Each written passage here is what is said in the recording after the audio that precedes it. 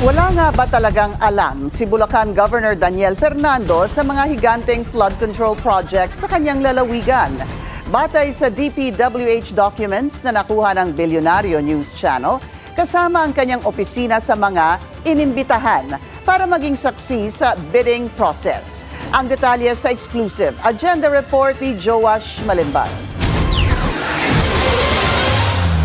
Mariing iginiit ni Bulacan Governor Daniel Fernando na wala siyang alam sa 41 billion pesos worth of DPWH flood control projects na inilaan sa kanyang lalawigan sa loob ng 4 na taon. Sa isang panayam nitong Huwebes, sinabi nito na hindi dumadaan sa kanyang opisina ang mga national project. Wala rin daw siyang kamalayan na lumobo na sa mahigit 40 bilyong piso ang pumasok na pondo sa kanyang nasasakupan mula 2022.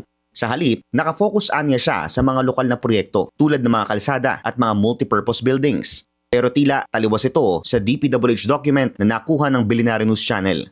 Noong November 22, 2024, sumulat ang DPWH Bulacan 1st District Engineering Office kay Governor Fernando. Ayon sa liham, iniimbita ang gobernador o sino mang representative mula sa kanyang opisina na maging non-voting member observer para sa gagawing submission and opening of bids sa December 13, 2024. Kabilang dito ang bidding ng ilang infrastructure projects sa loob ng Bulacan. Ang mismong sumulat, walang iba kundi ang isa sa kasalukuyang flood control state witnesses na si former Bulacan District Engineer Henry Alcantara.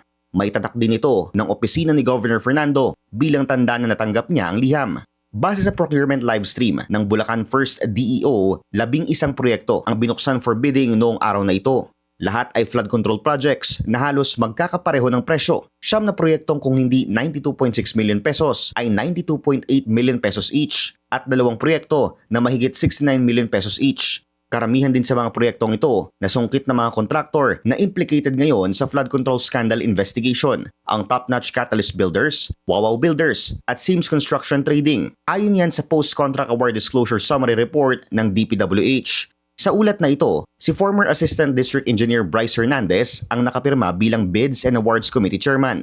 Mula nang buksan ng flood control scandal investigation noong nakarang taon, naging hotspot ang lalawigan ng Bulacan matapos lumobo ang pondo ng flood control projects dito. Sa kabila nito, nananatili pa rin ang Bulacan bilang isa sa most flood-prone provinces sa buong bansa. Sinubukan ng Bilyonaryo News Channel na hingin muli ang panig ni Governor Fernando hinggil sa DPWH documents. Pero hindi pa ito tumutugon sa aming mga mensahe. Para sa agenda, Joash Malimban, Bilyonaryo News Channel. Mag-follow sa aming mga social media accounts at mag-subscribe sa aming YouTube channel para sa pinakahuli at eksklusibong mga balita.